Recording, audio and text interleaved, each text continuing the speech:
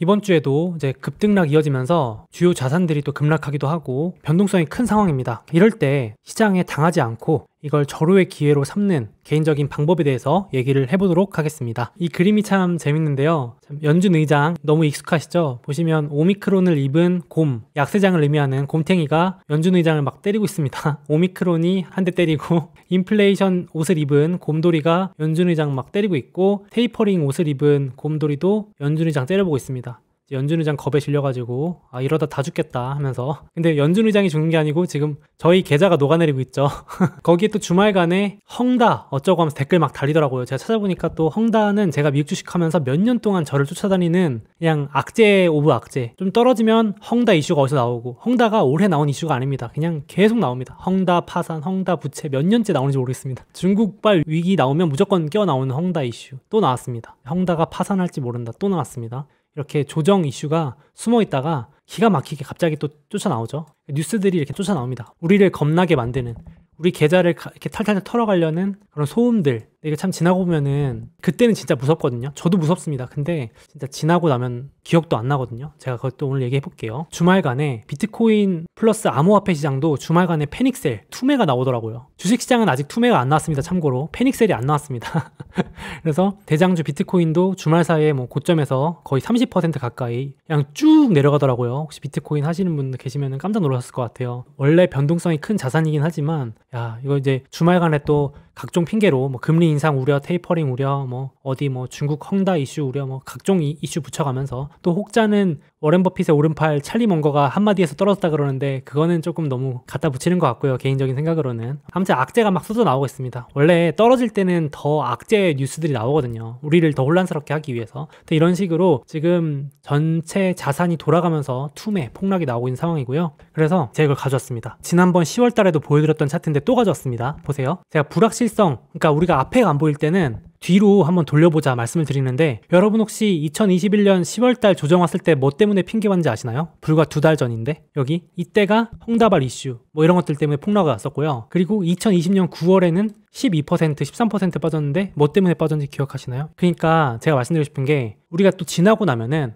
그때 그랬었지 하면서 지나갈 일들입니다. 그 당시에는 정말 다 무서운 일들이거든요. 코로나도 우리가 이겨냈잖아요. 그러니까 2020년 3월 코로나 때 나스닥이 무려 30% 빠지고 제 계좌는 50%가 녹아내렸습니다. 근데 또 지나고 나니까 다 회복을 하더라고요. 회복은커녕 수익을 다 주더라고요. 그래서 제가 뭐 무조건적으로 우상향을 외치는 사람이 아니라, 이렇게 불안해할 때 주식을 막 쫄아서 팔고 다 던지고 그렇게 해서 타이밍을 재려고 하는 것보다는 적절히 현금 비중을 유지하면서 이번에 좋은 기회로 만들어보면 어떨까 생각이 듭니다. 보세요. 공교롭게도 2020년에 시장 큰 조정 한 번, 10%대 하락 한 번, 올해도 10%대 한 번, 7%대 한 번, 지금은 6.3% 빠졌습니다. 만약에 다음 주에 좀 더 빠지면 한 7, 8% 정도? 그러니까 1년에 최소 2번에서 3번 정도는 조정이 온다라는 생각을 항상 하고 있으면 좋아요. 그래서 저는 이때 부지런히 기계적으로 들고 있던 현금을 활용해서 좋은 주식을 주려고 합니다. 그렇게 해왔고요. 그래서 혹시 제 영상 보시는 구독자분들도 그렇게 한번 해보시면 어떨까, 소액으로 한번 해보시면 어떨까. 뉴스 보면 더 헷갈리니까, 공포 주는 뉴스들 보면 더 어렵잖아요.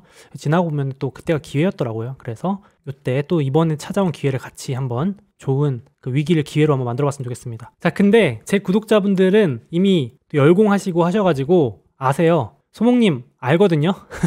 이거 기회인 걸 아는데 현금을 다 써버렸습니다. 이미 지난주에 다 사버렸어요. 이렇게 말씀하시는 분들 요즘 많더라고요. 그런 분들 계시죠? 채팅창에 저 댓글에도 소목님 지난주에 이미 다 사버렸습니다, 이런 분들 많더라고요. 이게 다 누구나 겪는 과정인데, 보시면 이런 겁니다. 딱 이 상황이죠. 조정에 매수해. 알아요. 이미 샀다니까요. 그럼 더 사. 아니 근데 계속 더 떨어지잖아요. 그러면 좀 더 사면 되잖아. 그랬더니 현금이 없다고요. 이렇게 공감하시죠? 저도 다 누구나 처음에 겪는 과정이거든요. 현금이 없으면 벌어지는 일. 말로는 조정의 매수가 쉬워 보이지만 막상 닥쳐보면은 실전이 진짜 쉽지 않습니다. 현금 소진이 생각보다 빨리 됩니다. 아시죠? 무한하지 않기 때문에 말로는 뭐 분할 매수 계속 하라고 하지만 막상 조정장 맞아보면 안 그렇습니다. 그래서 우리가 그토록 기다렸던 조정장이 와도 또 돈 벌기가 힘든 겁니다. 참 쉽지 않은 것 같아요. 여러분들하고 말을 하고 있지만 매번 또 기회인 걸 알면서도 쉽지 않은 것 같습니다. 제가 정리해보면, 조정장 초반에 우리가 너무 빨리 현금을 소진해버리는 게 가장 큰 패착인 것 같아요. 개인적으로. 장이 좋을 땐 이런 말들이 막 먹혀요. 오늘이 제일 싸. 그냥 막 사.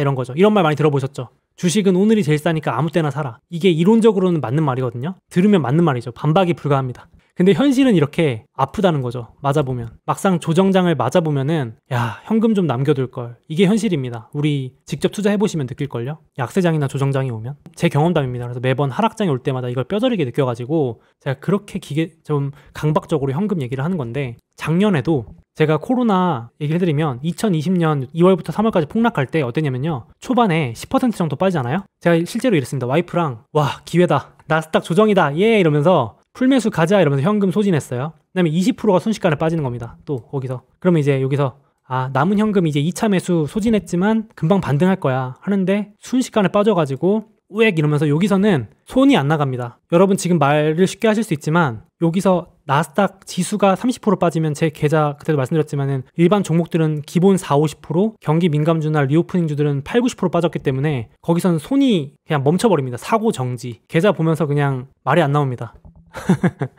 지금도 생각하면 아찔한데요. 그러니까 이게 현금을 이때 다 써버려서 그렇습니다. 이때 미리 다. 이때부터는 손이 안 나갑니다. 현금도 없지만 진짜 무섭습니다. 그래서 이제 최후의 현금 구출병을 남겨놓는 것도 멘탈 관리에도 도움이 되지 않나. 수익률 떠나서 그런 것들이 있고, 그러니까 저같이 겁이 많으신 구독자분들은 현금 비중을 좀 유지하는 것도 방법이다. 멘탈 관리, 수익률 관리에도 도움이 됩니다. 실제로. 아니 소목님, 그러면은 그냥 진짜 천천히 분할 매수하면 되는 거 아니에요? 계속 떨어질 때까지? 이것도 쉽지 않습니다. 말처럼 주식시장이 우리한테 그렇게 호락호락하지 않아요. 예를 들면 이런 겁니다. 당장 지난주 볼게요. 오미크론이라는 이슈가 발생하고 어떻게 우리를 약올렸냐면, 오미크론 때문에 폭락했습니다. 금요일날. 와, 줍줍 기회다 하면서 많이 사시더라고요. 그리고 이제 다음날 월요일날 반등하니까 반등 가자 이러면서 역시 줍줍하게 잘했어 그랬는데 갑자기 또 빠집니다. 화요일날. 그러니까 아직 현금 있으니까 괜찮아, 더 사야면 되겠지 하는데 뭔가 찜찜한데 수요일날 또 빠지니까 야, 이제 현금 다 쓴 거예요. 어라 이러면서. 그쵸? 목요일날 또 급등하면서 이제 있는 현금 없는 현금 다 썼는데 또 금요일날 주르륵, 그러니까 이제 현금 다 털린 겁니다. 보통 이렇게 다 소진당합니다. 일주일 만에. 분명히 나는 현금 비중을 10% 유지하고 있었는데 이때 다 털립니다. 현금을 다 뺏겨버리죠. 이제 물린 겁니다. 이렇게 되면 이제 이런 거죠. 지금도 분명히 오미크론 얘기 전까지는 채팅창에 전부 다 이렇게밖에 없었어요. 소목님, 어차피 다음번에 하락하면은 어떤 뉴스가 나오든 가볍게 무시하고 싸게 줍줍하면 되는 거 아니에요? 하지만 새로 닥친 위기는 항상 심각해 보인다. 벌써 지금 제 영상 댓글이나 채팅창 보면은 이번엔 진짜입니다. 심각합니다. 저는 다 팔았습니다. 지금 무시무시합니다. 이런 댓글들이 벌써 분위기가 반전됐죠. 그러니까 이게 또 언제나 새로운 위기는 신선하고 무섭거든요. 그래서 참 어렵죠. 이렇게 말하는 저도 어렵습니다. 그러니까 쉽지 않은 것 같아요. 참. 저도 이거 매번 보여드리지만 새기면서 좋은 글귀라서 공유드리는데, 이런 식으로 지금 장세가 어떠냐면 오늘 상승장이다 하면서 가자 오픈했는데 아침에 장 마감하고 이러면은 하락으로 마감해 있고 변동성 엄청 큰 장세. 이래서 현금이 들고 있던 거 다 털려버립니다.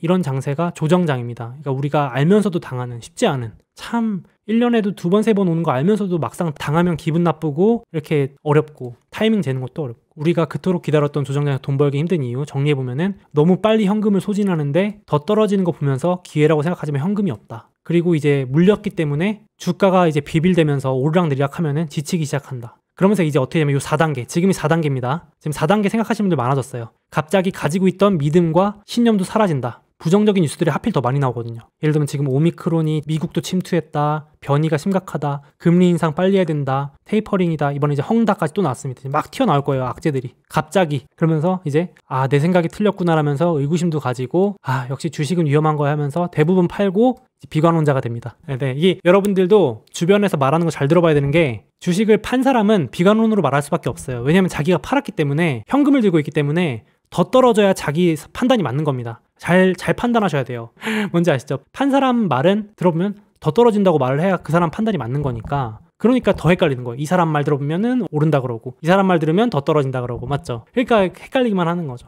그러니 조정장에서 더 돈 벌기 힘들다. 그래서 저는 이제 이런 거 믿지 마시고 기계적으로 우리 원래 해놨던 원칙대로 줍줍을 하는 게 낫지 않을까. 이렇게 조정 때 또 지켜보고만 있다가 다시 반등할 때는 하고만 있는 겁니다. 왜 올라가지? 분명히 헝다 때문에 파산한다 그랬는데, 이거 리먼 브라더스 사태가 온다 그랬는데, 뭐 오미크론 오면 난리 난다 그랬는데, 분명히 금리가 올라가면 주식시장이 폭락한다고 배웠는데, 하다가 다시 이제 고점 돌파하면은 이제 하고 있다가 이제 갑자기 이제라도 사야 될까요? 라면서 고민하다가 고민 끝에 다시 최고점에 매수하고 또 같은 조정 1번으로 돌아가는 겁니다. 1번부터 6번까지 무한반복. 돈을 잃는 거죠. 저의 경험담입니다. 저의 경험담. 그러니까 누구나 이걸 겪어보시고 이제 깨닫는 거죠. 아, 이렇게 하면 안 되겠구나. 다들 생각이 다르겠지만 개인적으로는 악재 왔을 때 용기를 좀 내보는 게 좋지 않을까 생각을 하는데, 많은 분들이 이걸 물어보시더라고요. 조정 기간이 얼마나 되냐. 제가 보여드릴게요. 바로 앞이 안 보일 때는 조금만 뒤로 시계를 돌려보면 됩니다. 보세요. 여기 적혀있는 숫자가 조정장 기간입니다. 보시면 2020년 3월 달에 코로나 때 불과 18거래일 만에 폭락을 하고 다시 고점을 회복하는데 57일 거래일이 걸렸습니다. 2달이죠. 2달 넘게 걸렸습니다. 그리고 2020년 9월 달에도 14일 만에 폭락하고 2주 넘게 걸렸죠. 48일, 한 달 반, 약 2달 만에 회복했습니다. 그리고 올해 초에 2, 3월 조정장 때는 15거래일, 거래일이니까 휴일이 빠진 겁니다. 더 깁니다. 실제 기간은 한 2, 3주 되는 겁니다. 2, 3주 동안 빠지고 다시 회복하는데 한 달. 그리고 이번 10월 달에도 19일 동안 하락했습니다. 19거래일 동안 하락했으니까 하락만 2, 3주 한 겁니다. 그리고 다시 본래대로 회복하는데 18거래일 걸렸습니다. 그러니까 사람들이 생각보다 지나고 나면 별거 아니라고 생각하는데 하락하는데도 2, 3주 동안 하락하니까 지치고 다시 원금 고점 회복하는데도 최소 한 달 정도 걸리니까 여기서 못 버티는 겁니다. 타이밍 재느라고. 그래서 제가 말씀드리고 싶은 거는 떨어지자마자 나 빨리 사야지 이게 아니고 조급해하지 말고 좀 차분하게, 제가 현금 들고 있으면서 분할 매수하는 게 좋다고 느끼는 게 이런 기간이 필요하기 때문입니다. 채팅창에도 개별 종목은 더 오래 걸린다고 하시는데 맞습니다. 그러니까 오죽하면 나스닥 ETF, QQQ가 이 정도 걸리면 개별 종목은 훨씬 더 길고 오래 하락하고 회복하는데 더 오래 걸릴 수 있습니다. 그래서 좀 차분하게 대응할 필요가 있다. 이게 밑으로 빠지는 걸 가격 조정이라고 말하고 옆으로 기는 걸 기간 조정이라고 그러는데 빠지고 회복하는데 좀 시간이 걸릴 수 있습니다. 그래서 앞서도 말씀드렸지만 현금을 너무 빨리 소진할 필요는 없지 않은가. 근데 여태까지는 그게 먹혔어요. 왜냐면은 올해는 조정장이 별로 없었거든요. 그러니까 작년에는 코로나 이후에 회복하는데 60일, 10월 달에도 폭락하고 회복하는데 48일 걸렸는데 올해는 빠지고 회복하는데 23일, 다시 빠지고 회복하는데 불과 18일밖에 안 걸렸습니다. 그러니까 이러니까 사람들이 마음이 조급해진 거예요. 그냥 하락할 때마다 사야겠다 이렇게. 근데 생각보다 조정장이 길 수도 있고 그 폭도 깊을 수 있다. 저는 낙관론자지만 조심해서 나쁠 거 없다라는 거고, 그러니까 기계적으로 분할로 이렇게 천천히 매수하자는 입장입니다. 그래서 이걸 지금 보여드리고 싶었고, 급해서 좋을 건 없다. 그래서 저는 여기 장기 투자 포트는 건들지 않고, 지금 소목님 만약에 현금이 없다 그러면 포트폴리오 쫙 펼쳐보신 다음에 거기서 가장 매력이 떨어지는 애를 손실이더라도, 만약에 현금이 정말 없어서 나는 현금 필요하다 그러면 일부 매도해서 분할 매도해서 현금을 만들어 놓는 것도 나쁘지 않고요. 왜냐하면 그 현금 가지고 진짜 좋은 알짜 우량주 줍줍할 수 있는 기회로 삼으실 수도 있습니다. 아니면 멘탈상 저는 현금이 좀 필요합니다 라고 하신 분들은 이 방법을 써보시는 것도 좋아요. 근데 소목님 저는 애초에 안 팔 주식인데요, 이러면 팔 이유가 없죠. 당연히 그런 의미에서 팔라는 게 아니고, 현금이 없는데 어떡하냐 하시는 분들은 더 좋은 주식한테 더 좋은 주식으로 갈아타기 위해서 현금을 이렇게 마련하는 것도 방법일 수 있겠습니다. 저도 만약에 물렸는데 현금이 없다? 그러면 제일 별로인 주식 손절하고요. 더 좋은 주식으로 하락장에 갈아탑니다. 그래서 더 알짜 주식들로 모읍니다. 그것도 하나의 방법이니까 참고하시면 좋을 것 같고요. 그리고 이번에 예를 들면 이런 겁니다. 개별 종목 같은 경우는 더 오래 걸립니다. 보시면 테슬라도요. 이렇게 급등한 주식 있죠. 테슬라도 올해 초까지 급등했었는데 불과 28거래일 만에 36% 폭락했었고요. 그리고 이 지점부터 다시 고점을 회복하는 데까지 걸린 기간이 159거래일입니다. 그러니까 올해 초에 최고점 물리신 분들은 올해 10월까지 거의 10개월, 1년이죠. 1년 동안 물려 있어야 되니까, 이게 혹자는 이렇게 말씀하실 수 있어요. 아유, 그거 버티면 되지 뭘 못 버티나 이러실 수 있는데, 막상 해보면 이거 진짜 쉽지 않습니다. 공감하실까요? 이게 진짜 초보자들일수록, 이게 주식을 많이 해보신 분들은 이게 아무것도 아니라고 말씀하시지만은 처음 하는 사람이 최고점에 물렸는데 1년 동안 주가가 하락한다? 이거는 결코 쉽지 않거든요, 제 생각에. 그래서 제가 말하는 거는 급등주 따라 타는 거 조심하는 거랑, 급등한 주식일수록 이렇게 조정이 길고 오래 갈 수 있다. 당연히 버틸 수 있는 사람이라면 오케이지만, 언제 들어간지 오케이지만 지금도 18% 정도 빠져 있는데, 소목님 저는 뭐 여기서부터 장기 횡보하든 더 떨어지든 오케이입니다. 테슬라에 대한 믿음이 확고해요 라고 하면 들어갈 수 있지만, 예를 들어서 저는 이렇게 급등한 주식 횡보하고 또 급락하고 하면 너무 무섭습니다 하시는 분들은 급등한 주식은 조심하는 게 좋겠죠. 저도 테슬라 아주 좋아하지만 좋아하는 것과 투자하는 건 또 조금 다르니까 참고를 하셨으면 좋겠습니다. 그리고 마이크로소프트가 우량주 중에서도 변동성이 제일 작은 주식 중에 하나인데요. 그런 마이크로소프트조차도 1년에 몇 번씩, 올해 초에 9% 빠졌고 올해 10월 달에 7% 빠졌고 지금도 7% 빠져 있습니다. 이렇게 조정이 꼬박꼬박 옵니다. 그러니까 저는 이왕이면 이렇게 조정 올 때 다른 사람들 다 위험하다고 할 때 마이크로소프트 같은 주식 저는 뭐 추천하긴 조심스럽지만 정말 좋아하는 주식이거든요. 근데 이런 주식조차도 한번 조정 오면 보통 2주 빠지고 회복하는데 한 달 걸리고 2주 빠지고 회복하는데 한 달 걸리고 이러거든요. 그러니까 요 2, 3주 조정 받을 때 또 만약에 줍줍하고 싶은 분들은 좋은 기회로 삼으면 되지 않을까. 그러니까 조급할 필요는 없지 않을까. 이게 또 간혹가다 조정이 옵니다. 그래서 이렇게 참고해 보시면 어떨까. 저는 조정장 때 부지런히 움직여서 매수할 거 찾아가지고 줍줍해놓고 막 올라가기 시작할 때는 가만히 있습니다. 그래서 그때는 제가 할 게 없어요, 사실. 저는 좀 그런 스타일입니다, 제 개인 스타일이. 맞아요. 채팅창도 많이 말씀하시는데 반반이죠. 항상 이번에는 다를 거야 라면서 왠지 마소가 이번엔 이렇게 떨어질 것 같은 거예요. 겁나서 뉴스만 보고 있으면. 근데 또 이제 다시 오르면 그때 살 걸 이렇게 후회하거든요. 그러니까 이거는 이제 개인의 판단이겠지만 만약에 이번에 한번 용기 내서 사봐야지 하시는 분들은 이렇게 조정이 올 때 소액으로 한번 해보시면 어떨까, 괜찮지 않을까 싶습니다. 그래서 이제 제가 이거 매주 보여드리는데 이렇게 고점 대비 하락률이 지금 다 빨간불이 많이 들어와 있습니다. 이제 조정장입니다, 확실히. 그래서 지금 2주째 이어지고 있는데 또 요거 나중에 가보면 신고가 딱지 막 붙어있는 주식들 나오거든요. 또 그러면 소몽이 그때 그냥 살 걸 이런 생각 하실 수도 있습니다. 그러니까 저랑 같이 한번 째려보면 어떨까 싶은데요. 간만에 엔비디아도 드디어 10% 하락 이상 넘었고요. AMD도 10% 하락 넘었고 ASML도 10% 넘었고 슬슬 10% 넘는 주식들이 나오고 있습니다. 아마존도 10% 넘었고 메타, 페이스북도 20% 넘었네요. 와, 많이 빠졌고 테슬라도 이제 18% 넘기고 있습니다. 조정이 이렇게 올 때 무섭게 옵니다. 안 올 것 같지만 또 이렇게 오더라고요. 먼저 빠져있던 마스터 비자 비빌대고 있고 페이팔은 뭐 이거 어디까지 빠질런지 디즈니도 비빌대고 있고요. 이런 상황입니다. 지금 어도비도 10% 넘게 많이 급락했고요. 스타벅스도 횡보하고 있는데 10% 빠졌네요. 넘게. 이런 상황입니다. 이런 식으로. 그러니까 내가 좋아하는 주식이 싸게 떨어졌을 때 못 줍는 것만큼 아쉬운 게 없거든요. 그래서 그 최후의 현금을 놔두면 도움이 되더라고요. 그래서 이럴 때 잡으려면은 조금 현금 냅두면 괜찮을 것 같습니다. 그래서 또 이번에 제가 다시 말씀드릴 건데 오미크론으로 인해서 코로나가 이제 진짜 종식이 될 거라는 말까지도 나오죠. 그 얘기는 뒤에서 다시 하겠습니다. 참고하시면 좋겠고요. 지금 많이 빠져 있죠. 리오프닝 주들은 거의 박살이 나 있습니다. 지금 공포에 진짜 공포 오브 공포 쪽으로 들어가 있는 상황이고요. 제가 자꾸 보수적으로 같이 지켜봅시다라고 말씀드렸던 이유가 바이러스 데이터가 나오는데 2주가 걸린다라고 이미 언론에서 밝혔기 때문에 그 전까지는 오르락 내리락 눈치 보기 싸움 하고 있고, 게다가 FOMC라고 하는 결국은 시장이 전부 여기다가 집중하고 있잖아요. 2021년 12월 14, 15일 이때 연준 의장이 테이퍼링과 금리 인상에 대한 방향을 직접적으로 언급해줘야 시장이 안도를 하든 더 충격을 먹든 하기 때문에 지금 여기 전까지는 사실상 의미가 없는 움직임이 아닌가 싶고요. 게다가 이제 돌아오는 주부터 12월 6일부터는 블랙아웃 기간입니다. 여러분 혹시 모르시는 분들을 위해서 블랙아웃이 뭐냐면 이제 FOMC라는 연준 의장 회의 있잖아요. 금리 결정하는 회의 앞서서 2주 동안은 말을 못하게 돼 있습니다. 이제는 관련해서는 말을 못해요.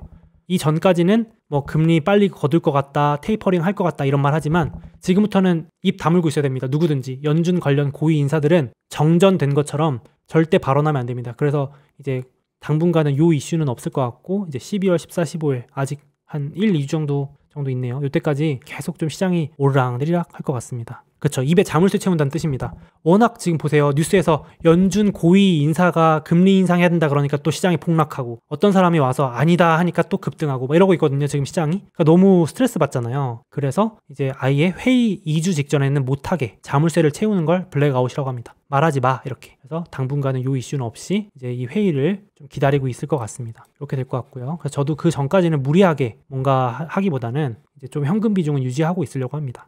참고를 하시면 좋을 것 같고요. 잠깐! 설마 아직도 미국 주식 수수료 다 내고 하시는 건 아니죠? 이베스트 투자증권 계좌 개설하시고 이벤트 신청하시면 부담없는 수수료 0.07%로 우대받으실 수 있습니다. 당연히 실시간 시세도 무료로 제공됩니다. 그리고 저의 책을 드리는 이벤트도 있는데요. 계좌 개설하실 때 이벤트 코드에 소몽 입력해 주시고 딱 100만원 이상만 거래해 주시면 모든 분들께 이 책을 증정해 드립니다. 자, 꿀팁입니다. 50만원어치 주식을 샀다가 50만원어치를 팔아도 100만원 거래 금액이 채워지겠죠? 이건 우리끼리만 아는 비밀로 하시죠.